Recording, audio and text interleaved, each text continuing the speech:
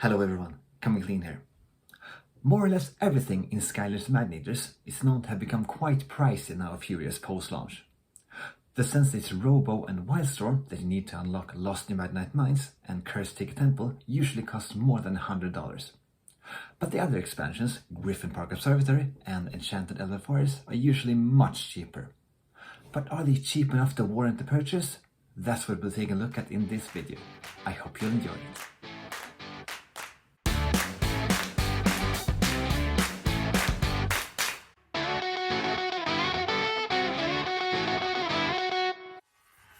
Skylanders Imaginators doesn't have that many levels, but they are all well made and also quite lengthy.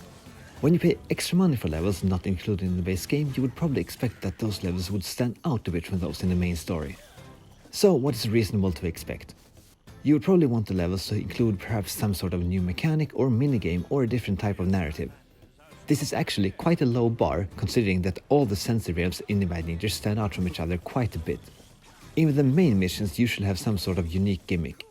In most of those areas, I would have to say that these expansion packs deliver on these points, but does that necessarily mean they are worth their current market value? Let's find out. First up, we have Griffin Park Observatory that was originally released with a Sensei Airstrike as well as an Earth Creation Crystal. Chances are you will most likely find the level pack itself sold separately nowadays. Once you boot up the level, you are immediately thrown into a very charming island filled with colorful vegetation and creatures. This level is a nature reserve for the Griffins that are nesting all over the place. They are, however, under threat from the trolls who want to capture them for their evil zoo with terrible conditions. That's literally what it's called. Tessa and Cammy are here to drive the narrative forward, and they task you with finding the Griffin eggs that the trolls have captured and bring them back to their nests. This level has a bit of a unique layout, as the observatory itself acts as a hub where you return several times on a single playthrough. By altering the direction of the scope, you activate a bridge which will take you to one of 3 areas in the park. All areas do have a similar visual style, but they are certainly varied too. You will have traversed caves, cliffs and temples before reaching the end. Nothing really stands out in the combat, but new enemy types are introduced and your opposition also has a nice variation, making the engagements slightly different from each other depending on what area you are in. On the cliff part of the park, a fun mechanic is introduced where you take materials from bridges and put them on other bridges, allowing you to cross them. They are made of different types of materials, and the pattern in which they are placed will challenge your puzzle-solving skills if you want to collect every hidden secret. All of the 3 sections end with a slide trip back to the starting area, which feels like a great reward and also a smart way to avoid tedious backtracking. On the bottom level of the observatory, you will find a locked door, and once you have the key, you can use a mechanic inside to change the properties of the plants that grow all over the level. This is a great mechanic that you unfortunately are likely to discover too late on your playthrough.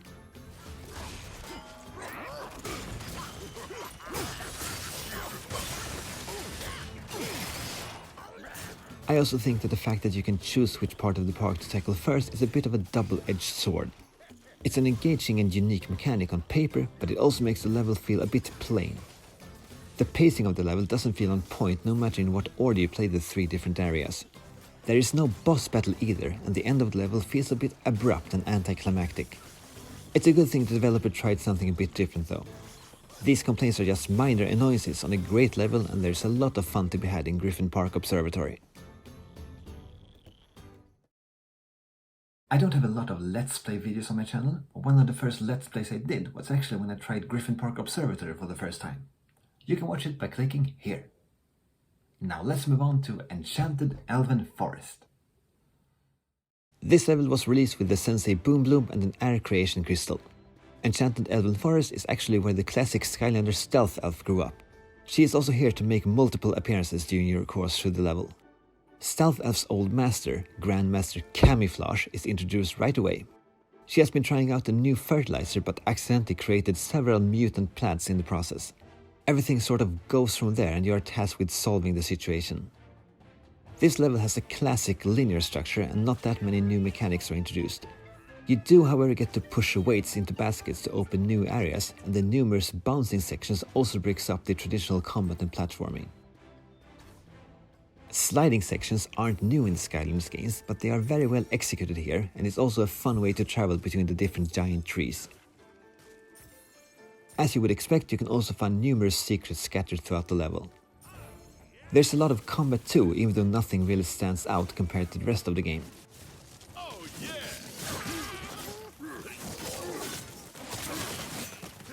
Also, one new mechanic is introduced when Grandmaster Camouflage reveals the depths of her insanity and decides to fight the mutant plants with fire, nearly bring the whole forest down with her. To avoid disaster, you have to put the fires out.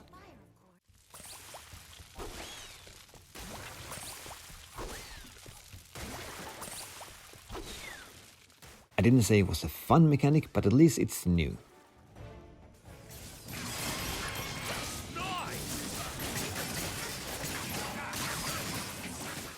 All jokes aside, there's a lot to enjoy in this Adventure Pack 2, but it feels much less fresh when compared to Griffin Park Observatory, like it could have been part of the main story. I will have to say though that there is a boss battle here that I don't want to spoil, but it represents a great mix of all the game mechanics used throughout the level.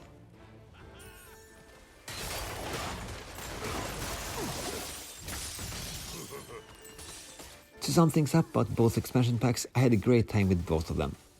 I was expecting a bit more on the narrative side. I think some of the expansions from the first game, Spyro's Adventure, actually had more engaging stories than these levels. Now back to the initial question. Are Griffin Park Observatory and Enchanted Elven Forest worth your money? In my opinion, the answer is not a definitive yes.